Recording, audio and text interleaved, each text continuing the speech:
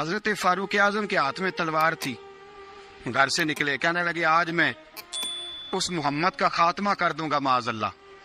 تو اس نے گھر گھر فساد پیدا کر دیا تلوار لے کے۔ ابو جہل نے نا غصہ دلایا، کہنے لگا مکے میں کوئی سورما نہیں بچا جو مصطفیٰ کو قتل کر دے معاذ اللہ، 100 سن خونٹ ملیں گے۔ جناب عمر کہتے ہیں تلوار پکڑی، اور یہ سویر کی بات ہے، ابھی رات کو نبی پاک کعبے کا غلاف پکڑ کے کہہ رہے تھے اللہم اعز الاسلام باسلام عمر ابن خطاب، یا اللہ اسلام کو عزت دے دے، عمر کو کلمے کی توفیق دے دے۔ رات حضرت عمر کہتے ہیں دن چڑھا تو تلوار لے کے نا میں باہر نکلا، میں نے کہا آج میں چھوڑوں گا نہیں، ہر گھر میں فساد معاذ اللہ، ہر گھر میں لڑائی۔ فرماتے ہیں رستے میں حضرت ارقم بن زید مل گئے، کہنے لگے کدھر جا رہا ہے؟ میں نے کہا آج میں مصطفیٰ کو قتل کروں گا۔ کہنے لگے جا پہلے اپنے گھر کی خبر لے، تو جدھر جا رہے نا ادھر بعد میں جانا، پہلے اپنے گھر کی پہلے خبر لے۔ کہنے لگا میرے گھر کو کیا ہوا؟ کہنے لگے تیری بہن فاطمہ بنت خطاب اور تیرا بہنوئی سعید بن زید دونوں کلمہ پڑھ چکے، جا پہلے اپنے گھر کی خبر لے۔ حضرت عمر فرماتے میں گیا، بڑا غصہ آیا کہ میرے گھر میں آگ لگ گئی، میں سردار مکے کا اتنا سخت گیر آدمی، میرے گھر میں اسلام آ گئے۔ فرماتے ہیں میں نے جا کے نا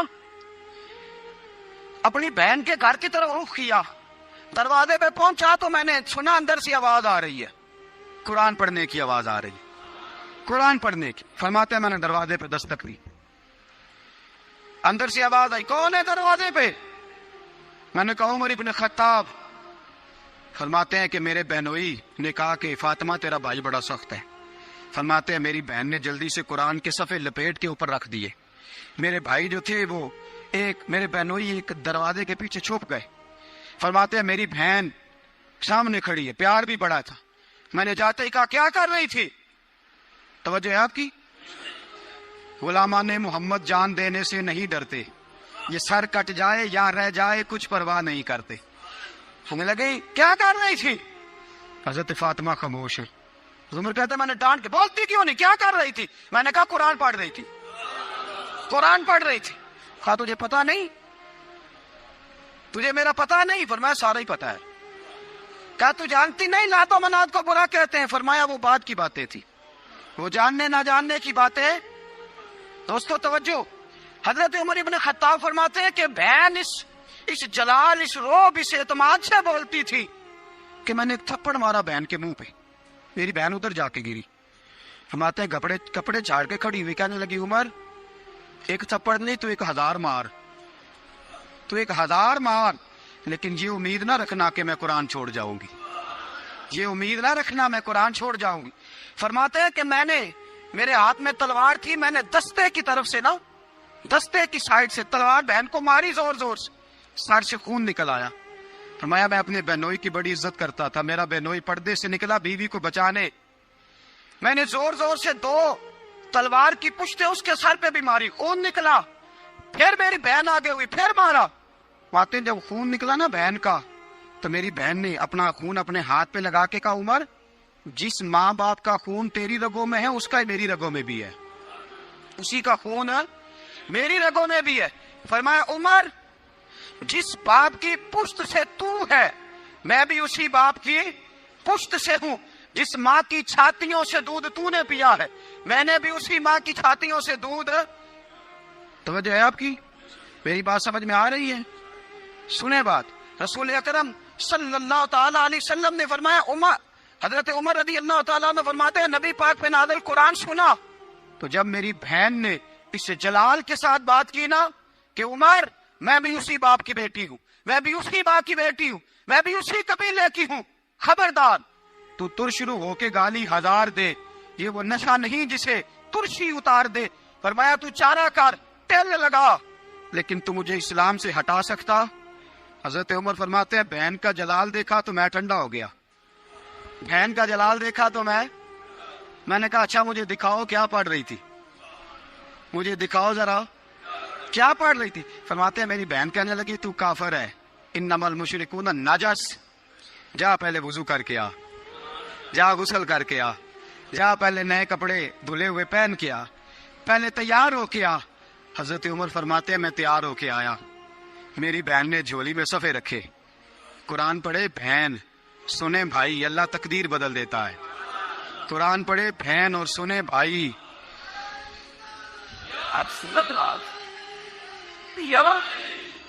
قرآن پڑھے بھائی اور سنے بہن، اللہ تقدیر۔ لیکن آج بہن بھائی قرآن تو سنتے سناتے ہی نہیں نا، یہ تو رواج ختم ہو گیا نا۔ وہ قوم جو کل لڑتی تھی ننگی شمشیروں کے ساتھ، وہ آج سینما دیکھنے جاتی ہے اپنی ہمشیروں کے ساتھ۔ معاذ اللہ، نعوذ باللہ، استغفر اللہ۔ ہمارا وہ حال نہیں رہا جو تھا۔ حضرت عمر فرماتے ہیں بہن نے قرآن پڑھا، میں نے قرآن سنا، پتہ نہیں قرآن میں کیا لذت سی، میں رو رو کے بے حال ہو گیا۔ فرماتے ہیں میرے جیسا سخت آدمی، میرے جیسا سخت جو کبھی نہیں رویا تھا، آج قرآن سنا۔ فَإِذَا سَمِعُوا مَا أُنزِلَ إِلَى الرَّسُولِ تَرَىٰ أَعْيُنَهُمْ، جب قرآن، اللہ کا قرآن پڑھا جاتا ہے جو رسول پہ آیا، تو لوگوں کی آنکھوں کو تم دیکھو گے، ان کی آنکھوں میں آنسو ہوتے ہیں۔ فرمایا میں رو رو کے بے حال ہو گیا۔ میری بہن کہنے لگی بھائی کیا پروگرام ہے؟ میں نے کہا مجھے بھی لے چلو، مجھے بھی لے چلو۔ کہا چلو۔ فرمانے لگے ذرا ٹھہر جاؤ، میرے نا ہاتھ باندھو رسیوں کے ساتھ، نا میرے ہاتھ پیچھے میرے ہاتھ باندھ لو، گلے میں میری تلوار لٹکا لو، میں مارنے آیا تھا، اب میں مجرم بن کے جانا چاہتا ہوں، مجرم بن کے۔ اور ہمارے شیخ فرمایا کرتے تھے، استاد گرامی حضرت عمر فرمانے لگے مجھے مارتے مارتے لے کے جاؤ، میں چونکہ مارنے آیا تھا نا مجھے۔ اور ایک پنجابی کا شاعر کہتا ہے حضرت عمر نے کہا گھروں آیا سا مار مکاونے نو، گھروں آیا سا مار مکاونے نو، ان مینو مار دے لے چلو، متے عمر دی عمر برباد ہوئے جتھے عمر سوار دے لے چلو۔ گھروں آیا سا مار مکاونے نو، ان مینو مار دے لے چلو، متے عمر دی عمر برباد ہوئے جتھے عمر سوار دے، متے عمر دی عمر برباد ہوئے جتھے عمر سوار دے۔ فرماتے جب پہنچے نا دار ارقم میں تو دروازے پہ حضرت امیر حمزہ کھڑے تھے۔ حضرت امیر حمزہ، ایک شخص کہنے لگا حضرت امیر حمزہ سے عمر آ رہا ہے، فرمایا آنے دو۔ کہا حضور وہ تلوار بھی گلے میں لٹک رہی ہے، فرمایا آنے دو، وہ اگر عمر ہے تو میں بھی امیر حمزہ ہوں، وہ اگر عمر ہے تو انا اشہد اللہ و رسول ہی، میں اللہ رسول کا شعر ہوں، آنے دو۔ کہا آپ کیا کریں گے؟ کہا ادب ملحوظ رکھے گا تو خاطر سے بٹھائیں گے، نمونہ اس کو ہم خلق محمد کا دکھائیں گے، اگر نیت نہیں اچھی تو میں اس کو قتل کر دوں گا، اسی کی تیغ سے سر کاٹ کے چھاتی پہ دھر دوں گا۔ مایا آنے تو دو، آنے دو عمر کو۔ حضرت عمر آئے، دروازے میں داخل ہوئے۔ صحابہ فرماتے ہیں کہ حضور نے شور سنا، فرمایا کون ہے دروازے پہ؟ فرمایا عمر۔ فرماتے ہیں حضور اٹھے تیزی سے، چادر گر گئی، چادر، حضور تیزی سے اٹھے، کھول دو دروازہ۔ حضور عمر کے گلے میں تلوار ہے، فرمایا پھاٹک کھول دو۔ یا رسول اللہ عمر آپ کا دشمن، فرمایا کھولو دروازہ۔ کہا یا رسول اللہ خطاب کا بیٹا، فرمایا کھولو دروازہ۔ یا رسول اللہ ابو جہل کا رزق، فرمایا کھولو دروازہ۔ حضور ماجرا کیا ہے؟ فرمایا وہ اپنے آپ نہیں آیا، میں نے رات اللہ سے دعا مانگی ہے، میں نے مانگ کے لیا ہے، میں نے مانگ کے لیا، وہ اپنے آپ تھوڑا آیا ہے، مانگ، کھولو دروازہ، آنے دو۔ حضرت عمر جھٹ سے دروازہ کھلا نا، رسول پاک سامنے کھڑے ہو گئے۔ کیا منظر تھا؟ ابو بکر فرماتا ہے تمہیں کیا بتائیں کیا منظر تھا؟ حضرت ارقم فرماتے ہیں تمہیں کیا بتائیں کیا منظر تھا؟ میرے حبیب کی گردن تنی ہوئی ہے، آنکھوں میں آنسو بھرے ہیں پر نیچے نہیں گرتے، آنسو بھرے ہیں آنکھوں لیکن نیچے ٹپکتے نہیں۔ میرے رسول پاک آگے بڑھے، عمر کی گردن جھکی ہوئی ہے، عمر اوپر نہیں دیکھتے، حضور آگے بڑھے، جا کے حضرت عمر کا کندھا زور سے ہلایا، فرمایا کیا پروگرام ہے تیرا، کیا ارادہ ہے تیرا، بول۔ حضرت فاروق اعظم آنکھ یوں اٹھا کے کہنے لگے سونیا بس اب کلمہ پڑھنے کا ارادہ ہے، سونیا کلمہ پڑھنے کا۔ صحابہ فرماتے ہیں پتہ نہیں کیا ہوا، پتہ نہیں، حضور کا اتنا جوش ہم نے کبھی نہیں دیکھا، نبی پاک کو نعرہ لگاتے ہم نے پہلے کبھی نہیں دیکھا۔ جب عمر نے کہا نا سونیا کلمہ پڑھنے آیا ہوں، فرماتے ہیں رسول پاک کے جو آنسو بندھے ہوئے تھے نا وہ ٹپ سے نیچے گرے، اور حضور نے فرمایا اللہ اکبر، اللہ اکبر۔ فرماتے ہیں حضور نے جب اللہ اکبر کہا تو سارے صحابہ بھی کہنے لگے اللہ اکبر، اللہ اکبر، اللہ اکبر۔ حضرت عمر فاروق کا عدل اور حضرت فاروق اعظم کا انصاف، اس کو دنیا جانتی بھی ہے مانتی بھی ہے۔ حضرت فاروق اعظم رضی اللہ تعالیٰ عنہ قاضیوں کا تقرر کرتے وقت سب سے زیادہ احتیاط کرتے تھے کہ بندہ کس قسم کا ہے، اس کا مزاج کیا ہے، معاشرے میں اس کا وقار کیسا ہے، اس حساب سے اس کو تقرر کرتے تھے قاضی کے لیے۔ اور کیا حال تھا؟ حضرت زید بن ثابت رضی اللہ تعالیٰ عنہ کو آپ نے قاضی مقرر کیا، بعد میں معزول کر دیا۔ کیوں آپ نے معزول کیا ہے؟ تو حضرت عمر کہنے لگے اس کی وجہ ہے، ایک دن ایک شخص نے حضرت ابی بن کعب نے مجھ پر مقدمہ کیا، حضرت عمر پر مقدمہ کر دیا، تو فرماتے ہیں کہ میرے سامنے میں دیکھ رہا تھا، جب میں عدالت میں پہنچا تو زید بن ثابت نے میرا کھڑے ہو کے استقبال کیا، اور جب مدعی آیا ہے تو وہ بیٹھے رہے ہیں۔ تو میں نے کہا کہ جب آپ دونوں میں ملتے وقت انصاف نہیں کر رہے تو فیصلے میں کیسے انصاف کریں گے؟ آپ اس قابل نہیں کہ آپ کو قاضی بنایا جائے، معزول کر دیا۔ اگر میں بحیثیت مجرم، بحیثیت ملزم آیا ہوں، اگر آپ نے میرا کھڑے ہو کے استقبال فرمایا ہے تو پھر مدعی کا تو زیادہ حق بنتا تھا۔ اور ہم پر اعتراض ہے کافر کا، وہ کہتے ہیں تم عدل نہیں کر سکتے۔ بولا آدمی ہے نا، وہ دیکھتا ہے آج کل کے مسلمانوں کو، آج کل کے مسلمانوں کو دیکھ کے رائے قائم کرتا ہے۔ ہم اسے کہتے ہیں ہاں آج کل کے مسلمان نہ دیکھ، وہ جنہوں نے ڈائریکٹ نبی پاک کی نکاح سے فیض پایا تھا انہیں دیکھ، ڈائریکٹ جو رسول پاک کی نکاح کے فیض یافتہ تھے، عدل و انصاف سے بھر دی دنیا۔ حضرت فاروق اعظم، حضرت عمر بن عاص مصر کے گورنر تھے، حضرت فاروق اعظم نے انہیں متعین کیا تھا۔ ان کے بیٹے کا مصر میں جھگڑا ہو گیا کسی عام آدمی کے ساتھ، گورنر کے بیٹے کا، اور گورنر کے بیٹے نے اس مصری کو، ایک عام آدمی کو درے مارے۔ تجھے پتا نہیں میں گورنر کا بیٹا ہوں؟ مصری نے کیا کیا، گھوڑے پہ بیٹھا سیدھے مدینے آ گیا، سیدھا مدینے۔ حضرت فاروق اعظم کے در دولت پہ پشت سے کپڑا اٹھایا، پشت سے اس نے اپنے نشان دکھائے تو جناب عمر کی آنکھوں میں آنسو آ گئے۔ ایک عام آدمی ہے، جانتے کوئی نہیں، تمہیں رو پڑے، اتنا ظلم، اور میری سلطنت میں کوڑے برسے تیری پشت پہ، فوراً بھیجا، جاؤ بلا کے لاؤ۔ حضرت عمر بن عاص اپنے بیٹے سمیت آئے، بڑی عدالت ہے۔ حضرت فاروق اعظم کے لفظ، فرمایا اس کو اس کی ماں نے آزاد پیدا کیا تھا، تو نے اسے کیوں غلام بنایا ہے؟ اس کی ماں نے آزاد جنا تھا، تو نے کب سے لوگوں کو غلام کا؟ بیٹے یہ کیا کہتا تھا؟ یہ کہتا تھا میں گورنر کا بیٹا ہوں، تجھے تو جانتا نہیں۔ فرمایا اب یہ بڑی عدالت ہے، کوڑا پکڑ اور اس گورنر کے بیٹے کی پشت پہ برسا، اور اسے کہہ تو گورنر کا بیٹا ہے، میں محمد کا غلام ہوں صلی اللہ تعالی علیہ وسلم۔ اسے بتا، اسے اب بتلا کہ تو گورنر کا بیٹا ہے نا، میں نبی پاک کا غلام ہوں، اور جو مصطفیٰ کے غلام ہوتے ہیں وہ سارے برابر ہوا کرتے ہیں۔ حضرت فاروق اعظم کا عدل، جناب فاروق اعظم کا انصاف، جناب فاروق اعظم رضی اللہ تعالیٰ عنہ۔ روم کا ایلچی آیا نا حضرت عمر فاروق کے پاس، تو وہ کہتا ہے میں پیغام لے کے آیا اپنے بادشاہ کا، اور میں سفیر تھا، میں بڑے ملکوں میں گیا، بڑے بادشاہ دیکھے، بڑے امیر دیکھے۔ حضرت فاروق اعظم رضی اللہ تعالیٰ عنہ کے دربار مجھے بھیجا گیا، جب پہنچا تو میں نے مسلمانوں سے کہا تمہارے بادشاہ کا دربار کہاں ہے؟ انہوں نے کہا نہ ہمارا بادشاہ ہے، نہ کوئی دربار ہے، نہ بادشاہ ہے، نہ کوئی۔ اچھا تو پھر وہ کدھر بیٹھتے ہیں؟ کہا یا مسجد میں ملیں گے یا اپنے جھونپڑے میں ملیں گے۔ تو کہا تمہارا بادشاہ بھی کوئی نہیں؟ کہا بادشاہ نہیں، ہم مومن ہیں، ہمارا ایک امیر ہے، جسے امیر المومنین کہا جاتا ہے۔ وہ شخص کہتا ہے میں مسجد گیا، میں نے کہا عمر کدھر ہے؟ انہوں نے کہا جی ابھی نکلے تھے ادھر ہی ہوں گے۔ میں نے کہا یہ کیسا بادشاہ ہے؟ کوئی کہتا ادھر ہوں گے، کوئی کہتا ادھر ہوں گے۔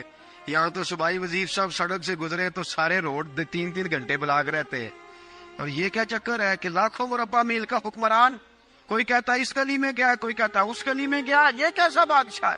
کدھر ہے عمر؟ انہوں نے کہا یہی تھا۔ دوسرے سے پوچھتا جو وہ باغ کی طرف گئے، باغ میں گئے تو وہ ایلچی کہتا ہے میں نے باغ والے سے پوچھا کہ یہاں تمہارا امیر کدھر ہے؟ انہوں نے کہا وہ درخت دیکھ رہے ہو؟ کہا حضرت دیکھ رہا ہوں۔ اس درخت کے نیچے وہ ایک شخص جو سویا ہوا ہے نا، مٹی کا ڈھیلا سرہانہ بنا کے، وہ درخت کے نیچے مٹی کے ڈھیلے کا سرہانہ بنا کے جو بندہ سویا ہے وہی ہمارا امیر ہے۔ وہ سامنے حضرت سیدنا عمر فاروق کے پاس وہ بندہ جا کے کھڑا ہو گیا. وہ کہتا ہے کہ پسینہ گر گر کے نا مٹی کے ڈھیلے پہ گارا بنا رہا تھا. پسینہ گر گر کے مٹی کا ڈھیلا, وہ تر تھا. حضرت فاروق اعظم سو رہے تھے. کہنے لگا میں بیسیوں اور درجنوں بادشاہوں کو دیکھ چکا تھا جن کی آنکھیں 10 گن. حضرت عمر کی آنکھ کھلی, تامت سمیٹی اٹھ کے بیٹھ گئے. کدھر آیا ہے؟ کہنے لگا حضرت جی آیا تو کسی اور کام تھا, آیا تو کسی, لیکن اب کام کوئی اور بن گیا ہے. آپ نے فرمایا اب کیا کام بنا ہے؟ کہنے لگا میرا کام یہ بنا ہے کہ میرا بھی دل کیا میں بھی کلمہ پڑھوں اور نبی پاک کا غلام بن جائے. یہ کام بن گیا. اور ساتھیوں بس مدینے میں وہ دن بڑا عجیب تھا جب سیدنا فاروق اعظم کے بیٹے کا معاملہ آ گیا. آج 60 سال کا بوڑھا عمر, ابو شامہ حضرت عمر کے صاحبزادے, یہودیوں نے سازش کر کے انہیں نبیذ پلا دی. نبیذ جائز تھی, نبیذ کیا کہ شراب پلا دی. پھر مقدمہ قائم ہوا. کہا اب پتہ چلتا ہے عمر کتنا عدل کرتا ہے. سیدنا فاروق اعظم کے پاس گواہ آئے. صاحبزادہ اندر کھانا کھا رہا تھا. فاروق اعظم نے گریبان سے پکڑا, کھینچ کے لائے. فرمایا ابو شامہ چل, تو نے شراب پی ہے, تجھے کوڑے مارے جائیں گے, تیرے لیے 100 یا 80 کوڑوں کی سزا تیاری کر لے. ابو شامہ کہتے ہیں کہ ابا جی انہوں نے نبیذ کہی تھی, شراب پلا دی. فرمایا تو نے پی کیوں؟ تو نے پی کیوں؟ بڑے بزم میں بار شیر مسجد نبوی کا فاروق اعظم. اولاد تو بزدل کر دیتی ہے نا بندے کو, اولاد تو کمزور کر دیتی ہے. آج مدینے نے عجیب ماجرا دیکھا. حضرت فاروق اعظم کی زوجہ روتی ہوئی آئی, کہنے لگی حضرت جی میرا لخت جگر ہے, ایک ایک کوڑے کے بدلے پیدل حج کروں گی, ایک ایک کوڑے کے بدلے صدقہ اور خیرات کروں گی. میرا بیٹا غلطی کر بیٹھا ہے, یہ کام نہ کرے. آپ نے فرمایا تو مجھے کہتی ہے میں یہ کام نہ کروں؟ تیرے حج اور تیرے کوڑے کیا کرتے, تیرے حج اور صدقے کیا کرتے ہیں؟ کوڑے لگانا میرے مصطفیٰ کی شریعت کا قانون ہے. تو بیٹے کی بات کرتی ہے, عمر کا اپنا معاملہ بھی ہوتا تو عمر یہی سلوک کرتا. لوگوں نے کہا حضرت جی آپ تھوڑی دیر, ابھی ان کی والدہ پریشان ہے, گھر میں پریشانی ہے, ذرا ٹھہر جائے, کل پرسوں ترسوں سزا دے لیجیے گا. فرمایا تمہیں یاد نہیں جب مدینے کی ایک بی بی نے چوری کر لی تھی اور میرے مصطفیٰ کی بارگاہ میں کہا گیا تھا حضور ذرا ٹھہر جائے, سزا نہ دے, تو حضور نے فرمایا تھا اگر فاطمہ بھی چوری کرتی تو ہاتھ کاٹ دیتا. تمہیں یاد نہیں نظر مصطفیٰ کے ٹکڑے کھانے والا ہوں, میں کیوں دیر کروں؟ اس نے گناہ کرنے میں دیر کی ہے جو سزا میں دیر کروں, برساؤ کوڑے. حضرت افلا نامی غلام, حضرت جی آپ کا لخت جگر ہے. فرمایا لخت جگر نہ دیکھ, مصطفیٰ کا قانون دیکھ. میرا بیٹا نہ دیکھ, مصطفیٰ کے قانون کا قیام ضروری ہے. اگر علی بیٹے کی قربانی دے سکتا ہے, اگر لوگ فاطمہ کے بیٹے کی قربانی یاد رکھیں گے تو تاریخ کبھی بھی عمر کے بیٹے کی قربانی نہیں بھولے گی. فرمایا غلطی سے ہو گیا یا جیسے بھی, اسے خیال کرنا چاہیے تھا. کوڑے لگاؤ. 80 کوڑے لگے تو بیٹے کی روح پرواز کر گئی. جب جوان بیٹا کسی کا, کوثر نیازی نے کہا تھا باپ کا جنازہ اٹھانا بڑا آسان, پر بیٹوں کے جنازے اٹھانے بڑے مشکل ہیں. جب فاروق اعظم کا بیٹے کا انتقال ہوا, بیٹے نے آنکھیں کھولی, باپ کی طرف دیکھا تو سیدنا فاروق اعظم عدل و انصاف 2 آنسو آنکھوں میں آئے. کہ بیٹا حضور سے جا کے کہنا کہ عمر نے بیٹا نہیں دیکھا, کا تیرا قانون دیکھ, جا کے حضور سے میرا پیغام دینا. حضرت ابو شامہ رضی اللہ تعالیٰ عنہ وصال کر گئے. تاریخ کیسے کیسے منظر ازالت الخلفاء شاہ ولی اللہ کی بطور والا پیش کرو. حضرت ابو شامہ کا وصال ہو گیا, 20 کوڑے باقی تھے. لوگوں نے حضرت جی آپ کیا کرنا ہے؟ فرمایا اس کا جنازہ پڑھو, اسے قبر میں دفن کرو, باقی 20 کوڑے اس کی قبر پہ مارو, اس کی قبر پہ 20 کوڑے مارو. کا حضرت جی ایسا بھی ہوتا ہے؟ فرمایا اس لیے ایسا ہوتا ہے کہ یہ میرے مصطفیٰ کا قانون ہے, میری اولاد کا معاملہ ہے تو میں درگزر کروں. فرمایا مارو کوڑے. حضرت سیدنا حذیفہ بن یمان فرماتے فاروق اعظم بیٹے کی قبر پہ کھڑے تھے, داڑھی آنسوؤں سے بھری ہوئی تھی. میں دوڑا ہوا آیا, میں نے کہا عمر نہ رو, آج خواب رات تیرے بیٹے کا جنازہ تھا, جنازہ پڑھ کے سویا ہوں تو خواب میں مجھے رسول پاک کی زیارت نصیب ہوئی ہے. نبی پاک خواب میں تھے تو 2 سبز غلے تیرے بیٹے کو پہنا رکھے تھے اور رسول پاک کی بغل میں کھڑا تھا. حضور نے فرمایا عمر کو جا کے کہنا کہ تو نے بیٹا پاک کر کے بھیجا تھا, اللہ نے جنت کے سارے دروازے کھول دیے ہیں. اللہ نے عمر کو میرا سلام کہنا اور اسے کہنا عمر تیرا حدود اللہ قائم کرنا خدا کو بھی پسند ہے, مصطفیٰ کو بھی پسند. ساتھیو عمر انتقال کر گئے. 26 ذوالحج کو زخم لگا. یکم محرم کا دن, آج کا دن حضرت فاروق اعظم کو یاد رکھنا, لوگوں کو بتانا, دن بار عمر کی باتیں کرنا, خراج تحسین پیش کرنا. حضرت فاروق اعظم کو زخم لگا. آپ نے فرمایا اپنے بیٹے سے بیٹا جا حضرت عائشہ کے پاس. گنبد خضرا میں 3 لوگوں کے دفن ہونے کی جگہ ہے. ایک میں ابو بکر دفن ہو چکے, ایک میں رسول پاک کا مزار قدسی بن چکا, ایک جگہ خالی ہے. جا کے عائشہ سے پوچھنا, مجھے پتا ہے وہ 18 سال کی عمر میں رسول پاک پردہ کر گئے تھے. 18 سال سیدہ کی عمر تھی. عائشہ نے جگہ اپنے لیے رکھی ہوئی ہے. جا کے باہر کھڑے ہو کے کہنا اماں جی, عمر کہتا ہے میرا دل کرتا ہے, میرا دل کرتا ہے کہ مجھے نبی پاک کی گنبد کے سائے میں جگہ ملے. جا کے عرض کرنا اور بیٹا باہر کھڑے رہنا, زیادہ زید نہ کرنا, مومنوں کی ماں ہے. حضرت سیدنا عبداللہ ابن عمر کے باہر کھڑا تھا, دروازے کے باہر کھڑے ہو کے کہا کہ عمر کا بیٹا ہوں.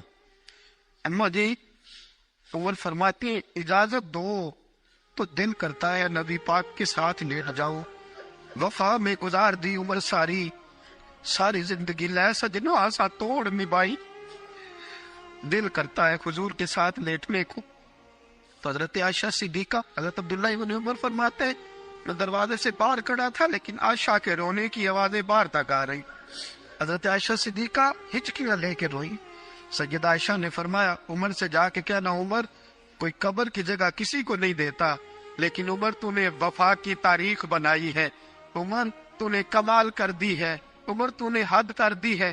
عمر کو جا کے کہنا کہ میں جنت البقیع میں دفن ہو جاؤں گی, جہاں میرا وقت آئے گا دفن ہو جاؤں گی, لیکن عمر تیری خدمات کہتی ہے کہ تجھے نبی کے ساتھ دفن ہونا چاہیے.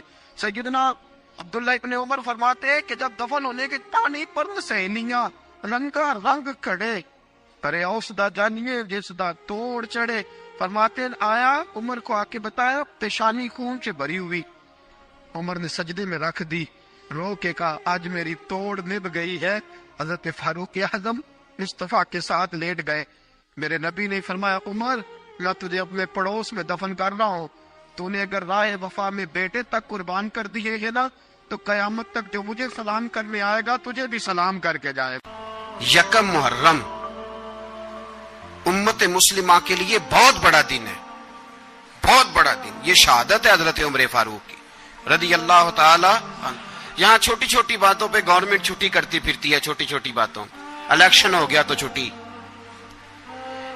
فلاں جگہ پہ تھوڑا سا کسی نے خبر دے دی کہ کوئی پریشانی ہے تو چھٹی, فلاں جگہ یہ ہو گیا تو چھٹی. یہاں تک کہ فلاں وزیر صاحب فلاں علاقے میں آئیں گے تو سارے علاقے کو چھٹی.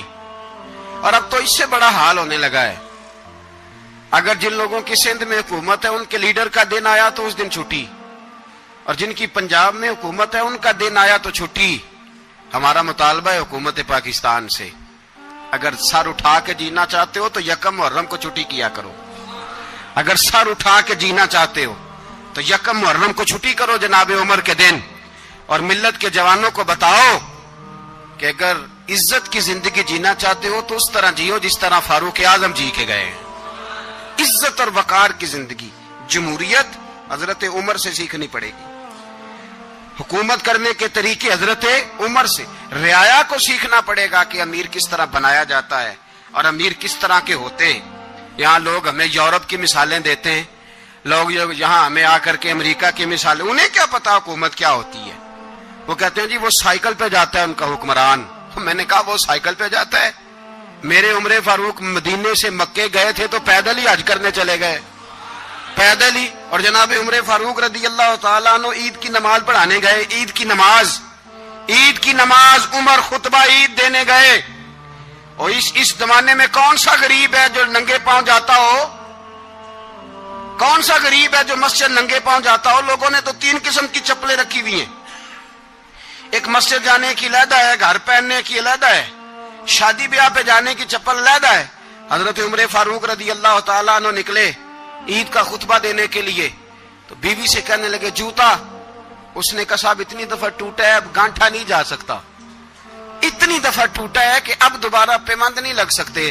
تو حضرت عمر کہنے لگے چل کوئی حرج نہیں, بغیر جوتے کے ننگے پیر ہی چلتے ہیں, کوئی حرج نہیں. تو کہنے لگے لوگ کیا کہیں گے؟ فرمایا چپ کر. لوگ جس دن عمر نے یہ دیکھ لیا نا لوگ اس کے بارے میں کیا کہتے ہیں, اس دن عمر نہیں رہے گا. تو کہا پھر آپ کا نظریہ کیا ہے؟ فرمایا میرا نظریہ یہ ہے کہ رب رسول میرے بارے میں کیا کہتے ہیں.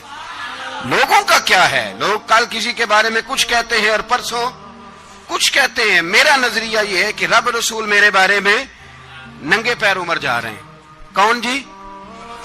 میں بڑا ماڑا. اچھا جناب, کیا غربت ہے؟ 10 قسم کے جوڑے لٹکے ہوئے ہیں کمرے میں, اور پہننے کی فرصت نہیں. سویرے کیا پہننا ہے, شام کیا پہننا ہے, 15 سوٹ کٹھے استری ہو کے لانڈری والا بھیج رہا ہے, اور تو غریب ہے. تو بہت بڑا غریب ہے. اس لیے کہ غربت پیسوں کی وجہ سے نہیں ہوتی, غربت تو دل کی ہوتی ہے. تو واقعی بڑا غریب ہے, اور تو غریب ہی رہے گا. امیر تو عمر فاروق تھے جو ننگے پاؤں چلے گئے عید کی نماز پڑھانے. تو رستے میں جو ملا کہنے لگا عمر جوتا تو پہن لو. فرمایا تمہیں عمر کا جوتا نہ پہننے کا نقص تو نظر آیا ہے, کوئی حرج نہیں. اگر عمر کو کبھی بتانا ہوا تو وہ والا نقص بتانا جو عمر کی سیرت میں پیدا ہو, کردار میں پیدا ہو, وہ والا نقص بتانا. یہ چھوڑو جوتے آتے جاتے رہتے. ننگے پاؤں گئے, پاؤں دھوئے, نماز پڑھائی, لوٹ آئے. او بھائی یہاں تو ہمارا بناؤ سنگار اترنا, جتنی توجہ کپڑوں کی طرف ہے اتنی توجہ کبھی ہماری علم کی طرف ہوتی نا, جتنا ذوق شوق ہمارا بناؤ سنگار کی جانب ہے, اتنا بناؤ سنگار کبھی ہمارا اخلاقیات کی جانب ہوتا تو معاملات بڑی حد تک سنورے ہوئے ہوتے. حضرت سیدنا فاروق اعظم رضی اللہ تعالی اپنی زندگی کو ترتیب دیا. ایک دن بھی خلافت نہیں مانگی اللہ سے. حضرت عوف بن مالک اشجعی ایک صحابی ہیں. حضرت عوف بن مالک رضی اللہ تعالیٰ عنہ فرماتے ہیں کہ جناب ابو بکر صدیق کا زمانہ تھا تو میں نے خواب دیکھا. میں نے خواب میں جناب عمر کو دیکھا, اور میں نے دیکھا کہ کوئی کہنے والا کہہ رہا ہے کہ عمر وہ ہے کہ اللہ کے رستے میں کوئی اسے جتنا مرضی برا بھلا کہے یہ پرواہ نہیں کرتا. کس کے رستے میں؟ بولے سارے. اس کا مطلب ہے اللہ کے رستے میں لوگ برا بھلا بھی. قرآن مجید نے کہا وَلَا يَخَافُونَ لَوْمَةَ لَائِمٍ.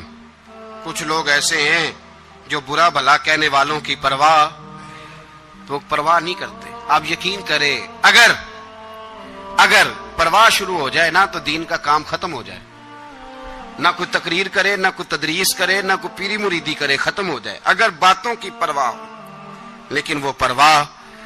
حضرت عوف بن مالک اشجعی کہتے ہیں میں نے خواب میں دیکھا کہ عمر وہ ہے جو کسی کی پرواہ, اور دوسری بات میں نے یہ دیکھی کہ عمر خلیفہ بنے گا, اور تیسری بات میں نے خواب میں یہ دیکھی کہ عمر شہید بھی کیا جائے گا, عمر شہید بھی ہوگا. یہ میں نے 3 باتیں خواب میں دیکھی.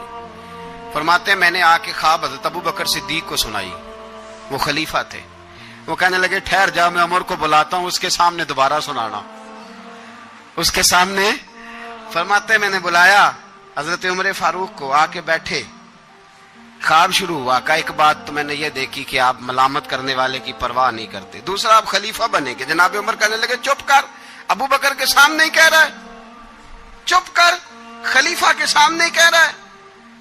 تو حضرت ابو بکر صدیق کہنے لگے عمر اسے کہنے دو, مجھے لگتا ہے رب کی رضا یہی ہے کہ میرے بعد اگر مصطفیٰ کا منبر ملے تو عمر کو ملے, اسے کہنے دو. یار یہاں تو لوگ ڈینگے مارتے ہیں, یہاں تو لوگ دعوے کرتے ہیں میرے سامنے فلانے کو بھی بٹھاؤ, فلانے کو بھی بٹھاؤ, اس کو کیا پتا, اس کو کیا پتا. یہ تو بڑھ کے مارنے کا دور ہے. حضرت عمر رضی اللہ تعالیٰ عنہ کو تیسری بات کہی. حضرت عوف بن مالک نے کہا اب شہید کیے جائیں گے, میں نے خواب دیکھی ہے. نیک لوگوں کے خواب بڑی حد تک سچے ہوتے ہیں. کہا میں نے خواب دیکھی ہے. تو حضرت عمر کہنے لگے شہید تو دلیر لوگ ہوتے ہیں, شہید تو دلیر, جسے سارا زمانہ دلیر کہہ رہا ہے وہ اپنے بارے میں کیا کہہ رہا ہے. کہتے ہیں شہید تو میں تو کاہل سا آدمی ہوں، سست آدمی ہوں، میں تو اتنا کام ہی نہیں کرتا، تو یہ خواب تو نے جو دیکھا ہے نا، پھر سے دیکھنا۔ تو ابو بکر صدیق فرمانے لگے عاجزی نہ کر، انکساری نہ کر، تو جو کہہ رہا ہے ٹھیک کہہ رہا ہے، لیکن مجھے سن کے شکر بھی ہوا ہے اور افسوس بھی ہوا ہے۔ افسوس اس بات کا کہ تیرے جیسا بطل عظیم چلا جائے گا، اور شکر اس بات کا کہ رب تجھے زندگی بھی اعزاز والی دے گا، اور شہادت کی موت دے کے اللہ تجھے موت بھی عزت والی عطا فرمائے گا۔ السلام علیکم ورحمۃ اللہ وبرکاتہ۔ یہ حدیث سنیے جس سے آپ کے علم میں اضافہ ہوگا، اور اس حدیث کو سننے سے آپ کی زندگی بھی بدل سکتی ہے۔ شہداء 5 قسم کے ہوتے ہیں: طاعون میں مرنے والے، پیٹ کے عارضے میں مرنے والے، اور ڈوب کر مرنے والے، اور جو دیوار وغیرہ کسی بھی چیز سے دب کر مر جائیں، اور خدا کے راستے میں شہید ہونے والے۔ اور آپ نے فرمایا کہ اگر لوگوں کو معلوم ہو جائے کہ اذان دینے اور پہلی صف میں شریک ہونے کا ثواب کتنا ہے، اور پھر اس کے سوا کوئی چارہ نہ ہو کہ قرآن ڈالا جائے، تو لوگ ان کے لیے قرآن ہی ڈالا کریں۔ نبی کریم صلی اللہ علیہ وآلہ وسلم نے فرمایا کہ جو شخص میری حدیث کو سنے، اس پر عمل کرے اور دوسروں تک پہنچائے، اللہ اس کے چہرے کو روشن رکھے۔